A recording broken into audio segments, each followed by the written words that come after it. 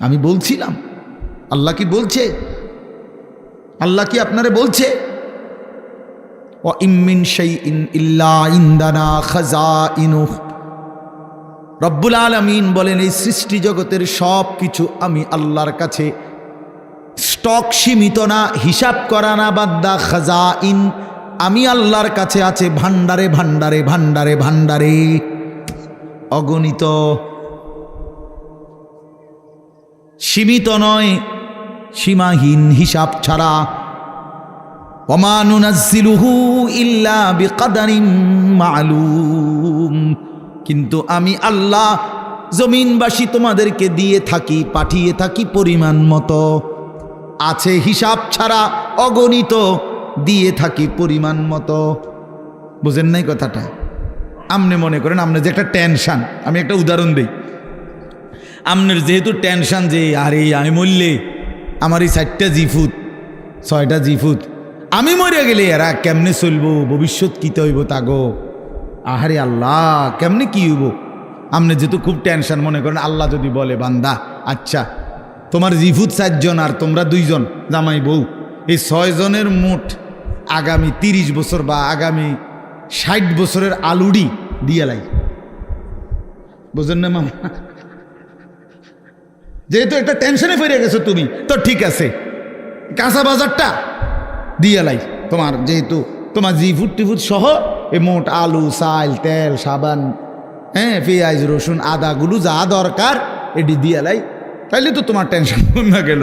আপনি আলুডি থিবেন কো? কথা বলে না, বুঝেন নাই আমার কথাটা? আপনি এই আলু আগামী 100 বছরের আলু এটি থুইবেন কোনা নেই, কাকুনানে থুইবেন, আপনার 14 গোষ্ঠীর মাথাত নিয়ে থুইবেন এইগুলা। আচ্ছা আচ্ছা পারবেন আপনি? পেঁয়াজ থুইবেন কই, রসুন থুইবেন কই? আচ্ছা থুইলে এটি ফসত না? তাইলে আল্লাহ বলছেন ওহ মালিক কে পরিমাণ দয়াবান। মালিক বলছে আল্লাহ আমার কাছে আছে তো অগণিত, কিন্তু আমি দিয়ে থাকি পরিমাণ মতো। ওমা নুনাজ্জিলুহু ইল্লা বিকদারিন মালুম ওমা কুন্না আনিল খালকি গাফিলিন। আল্লাহ বলেন আমার একটা সৃষ্টির ব্যাপারও আমি 1 সেকেন্ডের জন্য গাফেল নই, গাফেল নই। 7 তবক জমিনের নিচে যেই পিঁপড়াটা হাঁটে, 7 আসমানের উপরে যেই ফেরেশতা হাঁটে, আমি পিঁপড়া ফেরেশতা দুইটাই একই মুহূর্তে সমান নজরে দেখি। আমি এমন আল্লাহ। ওমা মিন দাব্বাতিন ফিল আরদি ইল্লা আলাল্লাহি রিজকুহা। আল্লাহ বলেন জমিনে যত কিছু আমার সৃষ্টি, আমি আল্লাহ ওয়াদা দিলাম বান্দা সব কিছুর রিজিকের দায়িত্ব আমি আল্লাহ নিজেই নিজের কাঁধে তুলে নিলাম, আমি দেব। ওয়ালামু মুস্তাকাররাহা ওয়া মুস্তাউদাহা। আল্লাহ বলেন আমার কোন সৃষ্টি কখন কোথায় থাকবে আমি তাও জানি, শেষ পর্যন্ত কোন মাটিতে দাফন হবে তাও জানি। হ্যাঁ, কোন দিন কোন বেলার খানা কোথায় পাঠাইতে হবে আল্লাহ জানে না? কথা বলেন। এই যে আমরা যে সারা বছর চরকির মতো দৌড়াই, হ্যাঁ বোঝেন নাই কথা? এই যে আজকে হেনে কালকে হেনে, তো আমি ভাত তরকারি কতখানি ছিড়েন না। ফেরেস্তা যদি নিজে নিজে খাওয়াইতো, ফেরেস্তা কইতো দৌড় বেটা বেটা একটা ভাত দুগার লেগে তোর ফিসে ফিসে বেটা তামামটা দেশ ঘুরি বেটা, যা বেটা নিরিবিলি এক জায়গায় বইয়া না ভাত খাইবা বেটা। আল্লাহ তাআলা বলে না বান্দা প্রতি সেকেন্ড তুমি কখন কোথায় থাকবা আমি তো আল্লাহ তাআলা কুল্লুন ফি কিতাবিম মুবিন। আসমান ও জমিন সৃষ্টির 50,000 বছর আগে আমি আল্লাহ আমার তাকদীরে প্রতিটা পিঁপড়া বলো আর সমস্ত মখলুক বলো আমি লিখে রেখেছি, লিখে রেখেছি, লিখে রেখেছি। হাসবা কয়বার, কাঁদবা কয়বার, ঘুমাইবা কয়বার, হাঁটবা কয়বার, সব লিখে রাখছেন। তা মনে রাখবেন তাফসীরের মধ্যে কথা আছে, কিতাবে আছে, তাকদীর শুধু মানুষের না, তাকদীর আল্লাহ ছাড়া মা সেওয়াল্লাহ, আল্লাহকে বাদ দিয়ে যত সৃষ্টি প্রত্যেকটা মাখলুকের তাকদীর আছে। ও পিঁপড়ারও মশারও মা ছিল। এই জন্য মশায় এবডারে কামড়াইয়া বাচ্চা গেছে, ওনার কাছে গেছে আর উনি মেরে গেছে। এই তকদিরে এমনি আসিল। বুঝেন নাই কথাটা? পিঁপড়া এখান দিয়ে গেল, এদূর পর্যন্ত গেছে, কেউ মারছে না, ওই এবারটার কাছে গেছে ঠ্যাং দিয়ে ডলা দিয়ে মেরে গেছে। তকদিরে ভাবেই ছিল। বুঝেন নাই আমার কথাটা? সব কিছুর কি আছে? তকদির আছে, শুধু আল্লাহ ভিন্ন সব কিছু। আল্লাহ আমাদেরকে বুঝ দান করেন। চলেন এবার আমার মূল বক্তব্য হলো, আমি কথা শেষ করব। মূল কথাটা হলো এটা, আমি এটাই বুঝাইতে চাই, আল্লাহকে ভুলে না চাও। আল্লাহকে বাদ দেব কেন আমরা? মালিককে বাদ দেব? চারটি শ্রেষ্ঠ নিয়ামত শুনেন, কষ্ট করেই বসছেন। চারটা শ্রেষ্ঠ নিয়ামত আল্লাহ আমাদেরকে দিছে, একটু ভাইবা দেখেন। এক, আল্লাহ এত বড় শ্রেষ্ঠ মালিক, তিনি আমাদের রব, ঠিক না? দুই, মুহাম্মাদুর রাসূলুল্লাহ সাল্লাল্লাহু আলাইহি সাল্লাম সর্বশ্রেষ্ঠ রসুল, আমার রসুল। এর চাইতে দামি রসুল আল্লাহ কাকে দিছে? লাকাদ মান্নাল্লাহু আলাল মুমিনিন। ও ভাই লাইট এটা দিয়ে না, লাইটটা বন্ধ করে। লাকাদ মান্নাল্লাহু আলাল মুমিনিন ইদ বাআথা ফীহিম রাসূলাম মিন আনফুসিহিম। কোরআন শরীফে সূরা আলে ইমরানের মধ্যে আছে। আল্লাহ তাআলা বলেন, ইমানদার বান্দারা, আমি আল্লাহ তোমাদের সমস্ত মুমিনের উপরে সবচেয়ে বড় যেই দয়াটি করেছি সেটা কি জানো? আমার কলিজার টুকরা, আমার আপন বন্ধু, আমার সবচেয়ে প্রিয় বন্ধু, আখিরি রসুল, আমার বন্ধু, আমার তোমাদের জন্য দিয়েছি। আমি বন্ধুকে দিছি, আমার কলিজার টুকরাটা দিছি।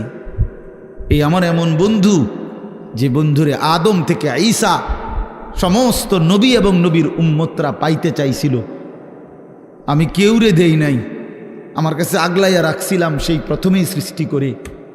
কিন্তু শেষ পর্যন্ত তোমরা আমার আখিরি বান্দা, তোমাদেরকে দিয়েই দিলাম, তোমাদেরকে দিয়েই দিলাম, তোমাদেরকে দিয়েই দিলাম। বন্ধু যখন কাঁদে আমি তখনও দেখছি, তায়েফে যখন পাথরের আঘাতে রক্তাক্ত, তখন তো আমি ছিলাম। দান দান শহীদ হয়ে যখন বেহুশ হয়ে গর্তে পড়েছিল উহুদের ময়দানে, আল্লাহ বলে, বান্দা আমি তখন ছিলাম, আমার মায়াও ছিল। পেটে যখন পাথর বাঁধে ক্ষুধার কষ্টে, আমি তো তখনও ছিলাম। কিন্তু তোমাদের কাছে দিন পৌঁছায় দেওয়ার জন্য আমি আমার সবচেয়ে কলিজার টুকরার এই কষ্টগুলোও আমি আল্লাহ সয়ে নিয়েছি, তবুও যেন আমার বান্দা তোমরা দিন পেয়ে যাও। কি বলে? এত কিছু আল্লাহ তাআলা আমাদেরকে এত বড় শ্রেষ্ঠতম রাসূল দান করলেন, কেন আমরা হেরে গেলাম? আল্লাহ আমাদের রব, শ্রেষ্ঠ মুহাম্মদ সাল্লাল্লাহু আলাইহি সাল্লাম আমাদের রাসূল। এবার আসেন, কোরআন এর চাইতে শ্রেষ্ঠ কিতাব কোনটা? বলেন না বাফ। এর চাইতে দামি বই কোনটা? সারা পৃথিবীর সমস্ত জেনারেল, এই স্কুল কলেজ ইউনিভার্সিটি, সারা পৃথিবীর সমস্ত বইয়ের পড়া একত্র করলেও তো আল্লাহর কসম আলহামদুলিল্লাহি রাব্বিল আলামিনের আলহামদুর সমপরিমাণ মর্যাদাও হবে না, হবে না। সারা পৃথিবীর কোনো ধর্মাবলম্বীর কাছে আল্লাহ নাজিলকৃত আসমানি কিতাব নাই, জানেন এটা? মুসা আলাইহিস সালামের উপরে যে তাওরাত নাজিল হয়েছিল, এখন মুসা নবীর অনুসারী যে ইহুদিরা দাবিদার, তাদের কাছে আল্লাহ নাজিলকৃত কিতাব যেটা, ওইটার কোনো আসলি কপি, মূল কোনো কপি আল্লাহর কসম পৃথিবীতে নাই।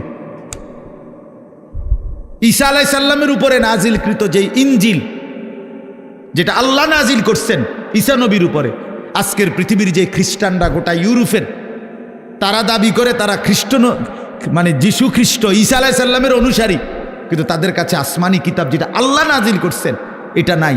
যেটা তারা মানুষের দেয় ইনজিল, কিতাবুল মুকাদ্দাস, বাইবেল, এটি তাদের বানান না। হ্যাঁ, হেরাই স্বীকার করে, এটা আমার কথা না, বোঝেন নাই আমার কথাটা? ওরাই স্বীকার করে যে এটা আমাদের খ্রিস্টের 600 বছর পরে, 1000 বছর পরে তাদের কোনো ধর্মগুরুর বানান। হিন্দু ধর্মের হেরা তো প্রথম থেকেই দাবি করে না যে তাদের কোনোটা আসমানি কিতাব, বুঝেন নাই? বেদ, পুরাণ, গীতা, ভগবত, রামায়ণ ইডি একটাও কি না আসমানি ভাই কইডি কিচ্ছু না, আসলেও কিচ্ছু না। সারা রাত মেহনত করে আপনি কিছুই বুঝতেন। যাই হোক, তো এগুলো একটাও কি না আসমানি। তো তাহলে পৃথিবীর কারো কাছে আল্লাহ নাজিলকৃত আসমানি কিতাব এই মুহূর্তে নাই, কসম। কিন্তু আল্লাহ তাআলা 1450 বছর আগে, 1500 বছর আগে নবী সাল্লাল্লাহু আলাইহি সাল্লামের উপরে যেই অক্ষরে, যেই শব্দে, যেই বর্ণে, যেই বিন্দুতে কোরআনুল কারীম নাজিল করেছেন, গোটা পৃথিবী আসমান ও জমিনের মধ্যে কোরআনুল কারীম ঠিক হুবহু সেই রকমই আছে। কি বাপ, বন্ধুও প্রমাণ করছে এটা নিখুঁত, শত্রুও প্রমাণ করতে বাধ্য হয়েছে এটাই নিখুঁত। কোনো দুশ্মনের, কোনো কাফের বেঈমানের গবেষণাতেও কোরআনুল কারীমের কোনো শব্দ ভুল প্রমাণিত যে এই শব্দটা আলগা ঢুকাইছে এমন নাই। হ্যাঁ, আমি তো অনেক সময় বলি, ওই যে অনেক গাড়ি আছে, জ্যাকেট আছে, বুলেট প্রুফ কয়, অর্থাৎ এটার মধ্যে গুলি করলে বুলেট ঢোকে না। ফায়ার প্রুফ অনেক জিনিস আছে, কাগজ বা কোনো জিনিস, অর্থাৎ এটার মধ্যে আগুন লাগলে পড়ে না। ওয়াটার প্রুফ জিনিস আছে, অর্থাৎ এটার মধ্যে ফানি লাগলে ভিজে না, এরম কাগজ। মনে করেন লেমিনেটিং করা কাগজ, এটার মধ্যে ফানি লাগলে ভিজে না, ভিতরেরটা ভিজে না। ওয়াটার প্রুফ কয় এটারে, মানে পানি ভিজে না, আগুন পড়ে না। ঠিক আল্লাহ তাআলা বলেন, আমি রব্বুল আলামিন এই কোরআন নাজিল করেছি সমস্ত ভুল থেকে, সমস্ত অন্যের কোনো সংযোজন বিয়োজন থেকে প্রুফ করে। এখানে 1000 কোটি চেষ্টা করো, একটি অক্ষর, একটি জের জবর কেউ চেষ্টা করে ঢুকাইতেই পারবে না। লা ইয়াতিহিল বাতিলু মিন বাইনি ইয়াদাইহি ওয়ালা মিন খালফি।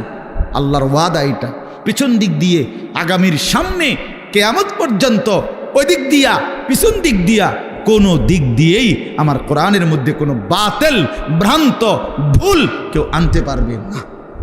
যদি এভাবে ডিজাইন করে কোরআন নিজেই বলে দিবে, কিতার খরচ দাঁত ফালাই দেবো ওদের বেটা, কি কিতা লেখো এনে হাফেজে কোরআন নাই, একজন দুইজন, কয়েক লাখ, কোটি কোটি হাফেজ, ওরা ধরাই দিবে না। কথা বুঝেন নাই? কেমনে লুকাইবা তুমি? কোরআনুল কারীমের মধ্যে কিছু আলগা সংযোজন করার সিস্টেম আছে। হাফেজের কলিজার থেকে সরাবে কেমনে? কলিজার থেকে সরাবে কিভাবে? এজন্য কোরআনুল কারীমের মতো এত বড় দামি কিতাব, শ্রেষ্ঠ কিতাব আমার। এবার ইসলাম ধর্মের চাইতে শ্রেষ্ঠ কোন ধর্ম বলেন না? না না না, যুক্তিতেও কি আছে, কি বাস্তবতাও এটা, যৌক্তিক বিচারও এটা। ইসলামের চাইতে শ্রেষ্ঠ কোন, পৃথিবীর সমস্ত সৌন্দর্য ইসলামের মধ্যে। সবাই জানে এটা, সবাই জানে। নবীজির তরিকা, নবীজির কোনো সুন্নাত, বিশ্বাস করেন আল্লাহর কসম, আমাদের প্রিয় নবী সাল্লাল্লাহু আলাইহি সাল্লামের কোনো একটি ছোট্ট সুন্নতের মোকাবেলায়ও সারা পৃথিবীর কারো কোনো মডেল, ডিজাইন এর চাইতে সুন্দর আজকের এই দিন পর্যন্ত প্রমাণিত হয় নাই, হয় নাই। হ্যাঁ হ্যাঁ, দাড়িওয়ালা চেহারা এটাই সুন্দর, দাড়িবিহীন চেহারা পৃথিবীর কোনো গবেষণায় সুন্দর প্রমাণিত হয় না।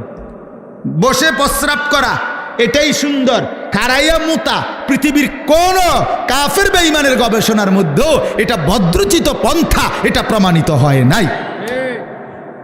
যা সুন্নত তা সুন্দর, যা রাসূলুল্লাহর তরিকা, যা ইসলাম, তাই শ্রেষ্ঠ, তাই শ্রেষ্ঠ। অতএব এবার বলেন, 4টি নিয়ামত হইল, কয়টা? আল্লাহ আমার রব, তিনি সর্বশ্রেষ্ঠ। মুহাম্মদ সাল্লাল্লাহু আলাইহি সাল্লাম আমার রসুল, তিনি সর্বশ্রেষ্ঠ। কোরআন আমার কিতাব, এটা সর্বশ্রেষ্ঠ। ইসলাম আমার ধর্ম, এটা সর্বশ্রেষ্ঠ। 4টি সর্বশ্রেষ্ঠ নিয়ামত আমার কাছে থাকার পরেও, আমারে আল্লাহ দান করার পরেও, আরে ভাইয়া আমরা নষ্ট হইলাম কেন? আমরা কেন জাহান্নামী হব? আমরা কেন বরবাদ হব? কেন? কি ছিল না আমাদের? কিসের অভাবে নষ্ট হইলাম? কিসের অভাবে আমরা বরবাদ হইলাম? কিসের অভাবে আমাদের ছেলে নামাজ পড়ে না? কিসের অভাবে আমাদের মেয়ে পর্দা করে না? কিসের অভাবে আমাদের হারাম রোজগারে জিন্দেগি কাটে? কেন?